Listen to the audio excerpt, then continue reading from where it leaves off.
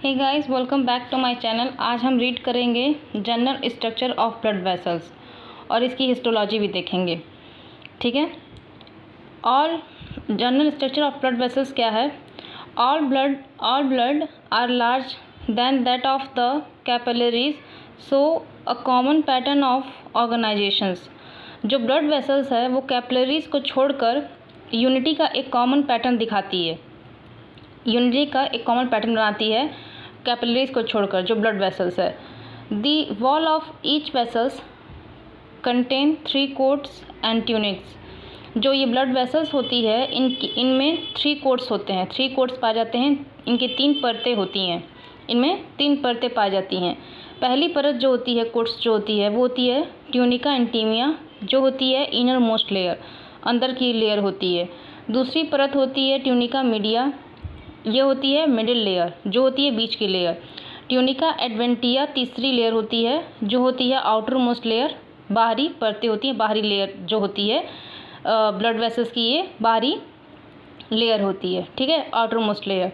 Tunica इंटीमिया क्या है? Tunica इंटीमिया क्या है? It has a following layer. इनकी निम्नलिखित परतें होती हैं। पहली परत है जो होती है वो होती है inner endothelial lining.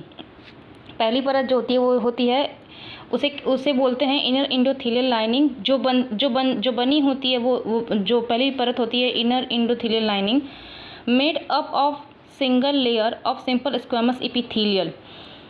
Simple squamous epithelial के सिंगल लेयर से बनी होती है इनर इंडोथीलियल लाइनिंग। ठीक है। दूसरी परत होती है underlining vessels lamina.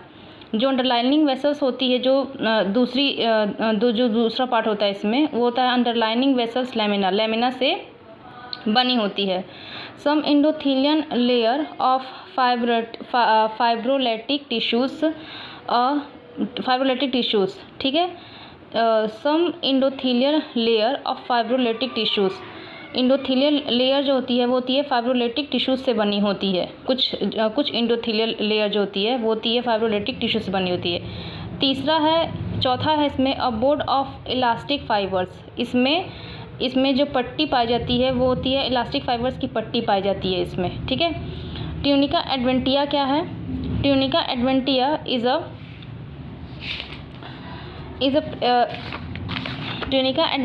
Is a principally composed of fibroelastic tissues. ठीक है। ट्यूनिका एडवेंटिया जो है वो फाइब्रोलेटिक टिश्यू से बनी होती है। ठीक है। इसमें ज़्यादातर जो ट्यूनिका एडवेंटिया है वो फाइब्रोलेटिक टिश्यू से बनी होती है। Most of the collagen fibres run parallel to the long axis of the vessels.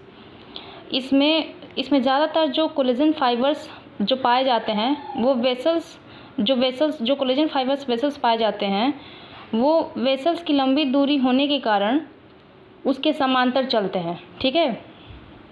इसमें जो ज़्यादातर कोलेजन फाइबर पाए जाते हैं वो वेसल्स की लंबी दूरी होने के कारण long axis long axis of the vessels. ठीक है, दूरी होने के कारण उनके समांतर चलते हैं। Closest to the media there may be a concentration of the elastic fibres. इनमें जो कोलेजन जो ये होती है ट्यूनिका एडवेंटिया होती है, इसमें जो मीडिया इनके सबसे करीब पास होती है उसका जो कोलेजन जो ट्यूनिका एडवेंटिया है इसमें मीडिया काफ़ी पास होती है। ठीक है, पास होती है। इसके लिए यहाँ फाइब्रस का जमाव हो जाता है, फाइब्रस का ट्यूनिका एडवेंटिया में जमाव हो जाता है। और बाहरी जो इलास्टिक फिर क्या होती है, the external elastic membrane tunica adventitia merge with connective tissue of the organ through which the vessels is passing. जो बाहरी इलास्टिक मेम्ब्रेन होती है ट्यूनिका एडवेंटिया की, वो कनेक्टिव टिश्यू के साथ मिल जाती है। ठीक है, जिससे होकर वेसल्स गुजरती है। ठीक है, कनेक्टिव टिश्यू के साथ मिल जाती है, जिससे होकर वेसल्स गुजरती है। ठीक है, और उसके बाद the inner layer of blood vessels gate oxygen O2 and nourishment by diffusion in large blood vessels. The tunics are too thick to be nourished by diffusion from the lumen।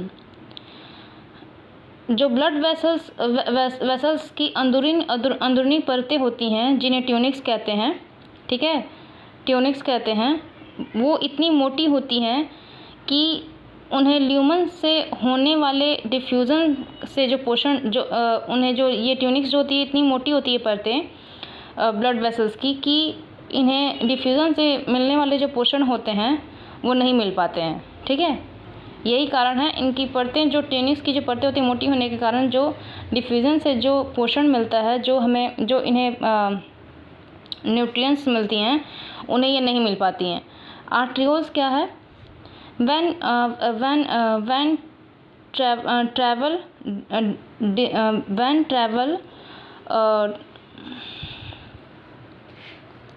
travel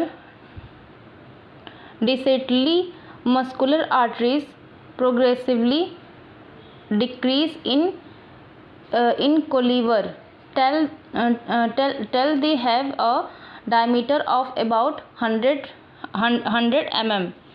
When travel decently, muscular arteries progressively decrease in caliber then till they have a diameter of, कितना diameter होता है इसका? about 100 mm। ठीक है, जो muscular arteries होती हैं शरीर के बाहरी हिस्सों की ओर बढ़ती हैं। ठीक है, जो ये मस्कुलर आर्टरीज़ होती हैं वो शरीर की, हमारे जो शरीर होता है, बॉडी होता है, वो शरीर की बाहरी हिस्सों की ओर बढ़ती हैं, जिसके कारण they have a diameter of about 100 mm। जो इनका डायमीटर होता है वो धीरे धीरे कम होता जाता है, जब तक कम होता है, जब ये बाहरी शरीर की तरफ बढ़ती हैं, जब तक कि 100 मिलीमीटर मत हो जाए। ठीक है, तब तक ये बढ़ती होती हैं। जो इनका डायमीटर होता है वो धीरे धीरे कम होता जाता है, तब तक जब तक ये 100 mm नहीं हो जाती हैं। ठीक है, इसके फिर क्या होता है? They then become continuous with arterioles. The large on muscular arterioles are 100 to 50 mm in a diameter। जो आर्ट्रियोल्स होती हैं वो स्मॉल आर्ट्रियोल्स में बदल जाती हैं। ठीक है, जो आर्ट्रियोल्स होती हैं, मस्कुलर आर्ट्रियोल्स जो होती हैं वो स्मॉल आर्ट्रियोल्स में बदल जाती हैं, और जो लार्ज मस्कुलर आर्ट्रियोल्स का जो डायमीटर होता है वो कितना हो जाता है? 100 to 50 mm मिलीमीटर हो जाता है। जब ये आर्ट्रियोल्स स्मॉल आर्ट्रियोल्स में बदलती हैं तो जो मस्कुलर आर्ट्रियोल्स होता है उसका जो डायमीटर होता है वो होता है 100 to 50 mm मिलीमीटर हो जाता है के बीच होता है। ठीक है, फिर होता है arterioles less than 50 metre in diameter. जो 50 मिलीमीटर से कम डायमीटर वाली आर्ट्रियोल्स को हम क्या कहते हैं? टर्मिनल आर्ट्रियोल्स कहते हैं। ठीक है, 50 मिलीमीटर से कम डायमीटर वाले आर्ट्रियोल्स को हम क्या कहते हैं? टर्मिनल आर्ट्रियोल्स कहते हैं। कैपिलरीज क्या है? कैपिलरीज क्या है? Capillaries, terminal arterioles are continue into a capillaries flexes। Terminal arterioles आगे चलकर कैपिलरीज फ्लेक्सेस कोशिका के जाल में बदल जाती है। ठीक है, जो टर्मिनल आर्ट्रियोल्स होती है वो क्या होती है? Continue into a capillaries flexes, कोशिका के जाल में बदल जाती है, चेंज हो जाती है।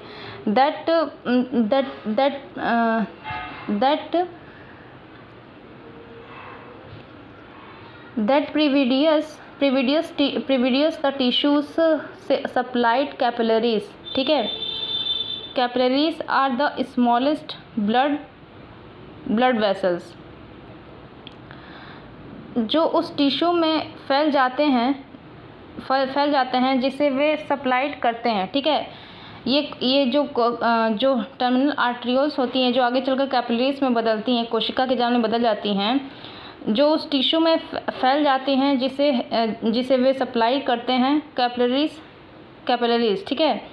Capillaries are the smallest blood vessels, capillaries सबसे छोटी ब्लड वेसल्स रक्त वाहिकाएँ होती हैं, ठीक है, जो उस टिश्यू में फैल जाते हैं जिसे वे सप्लाइड करते हैं।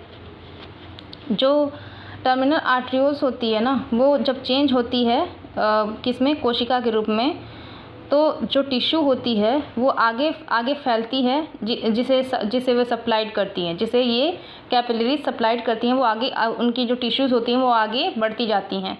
कैपिलरीज जो होती है वो सबसे छोटी ब्लड वेसल्स होती है, रक्त वाहिकाएँ होती हैं। और क्या होता है, the average diameter of capillaries 8 millimeters, exchange of oxygens, carbon dioxide fluid and virus molecules, ठीक है।